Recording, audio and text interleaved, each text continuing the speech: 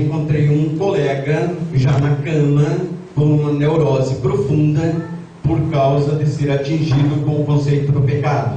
Um pecado que ele tinha feito e, por medo, vergonha de confessar ao sacerdote, confessou os outros e não aquele, né?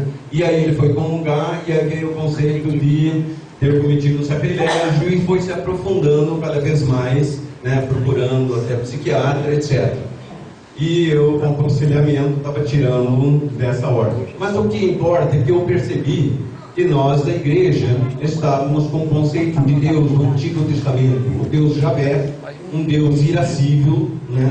Um Deus que pune por qualquer coisa, um Deus que criou uma humanidade para jogar 98% talvez no inferno, ou seja, deu a vitória ao seu inimigo, seria o demônio. Uma visão totalmente distorcida de Deus, que não se coaduna com o Deus de Jesus Cristo.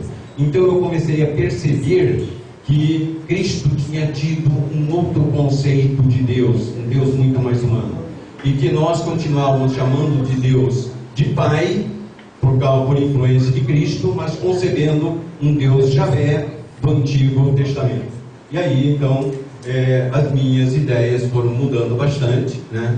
Eu fiz um trabalho para o Leonardo Boff, um trabalho de aula, e onde eu defendi que se Cristo tivesse nascido no mundo oriental, não se dizia e o Verbo se fez carne e habitou entre nós, mas sim que o Verbo que estava na carne se manifestou entre nós.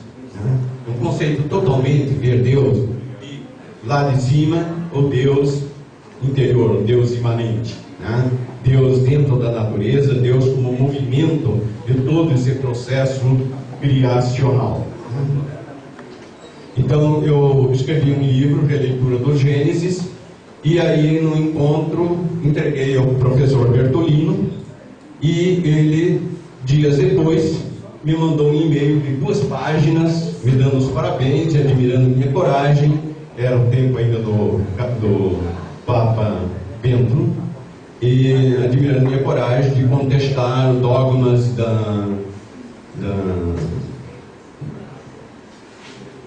o pecado original, que é um dogma, né? O pecado original, e que o homem foi colocado num paraíso, que a morte veio por causa do pecado. Eu tinha contestado tudo isso naquele tempo. E aí nós ficamos grandes amigos, ele hoje como meu pai, né? Depois eu comecei a escrever uma ideia que eu tinha do tempo também de seminário, né? E eu coloquei para o Leonardo Boff, né? Ele tinha chegado da Europa e dominava, de certo modo, a teologia no Instituto de Petrópolis. E aí ele disse que a minha turma seria a primeira a defender uma tese, né? Daí eu propus para ele, então, que a tese minha seria que o celibato obrigatório vai contra os direitos fundamentais da pessoa humana. Aí ele me olhou e disse, como? Aí eu dei os fundamentos, né? Por que nós temos uma vocação para a família e uma vocação para uma missão? São coisas diferentes, né? Então você ter de optar entre uma coisa e outra não é liberdade, né? É livre-arbítrio, mas não liberdade. É liberdade quando você escolhe o que você realmente quer, ser um padre e ser casado. Se você tiver essa opção, você está fazendo uma opção livre. Mas escolher entre ser padre ou sair e casar não é liberdade, né? E assim, digamos, eu defendi uma série de teoria, e eu vejo, digamos assim, que o cristianismo, ele carregou o judaísmo nas costas. Ele trouxe, digamos assim, toda a mensagem judaica, né? E não percebendo que Cristo se opôs literalmente ao judaísmo, né? E depois ainda veio outras ideias maniqueístas, etc., que, digamos, colocaram a mulher muito distante da igreja, né? A mulher, desde que eu conheço, era o esteio das paróquias. Era ela que puxava o terço, o padre rezava a missa de costas em latim, né? A mulher rezava o terço, a mulher puxava os cantos, os homens iam fumar lá fora, etc., né? E, no entanto, a igreja discrimina, né? Não ordenar homens casados, de certo modo, é uma discriminação com a mulher, tá? Não é uma discriminação apenas com o padre, que não torna, o casamento não torna de forma alguma alguém indigno de chegar ao altar. Pelo contrário, a responsabilidade familiar, eu acho que o aproxima muito mais de Deus. Mas eu defendi, digamos, essas ideias num livro, depois o professor Bertolino que está querendo apresentar. As minhas ideias sobre a mulher, chama Dona Lica agora, que tem um pequeno texto das minhas reflexões. Sim. É uma poesia que o professor Miller escreveu. Promoção da mulher. O grito das mulheres se fez ouvir na sociedade, e até no mundo árabe rompeu-se a boca.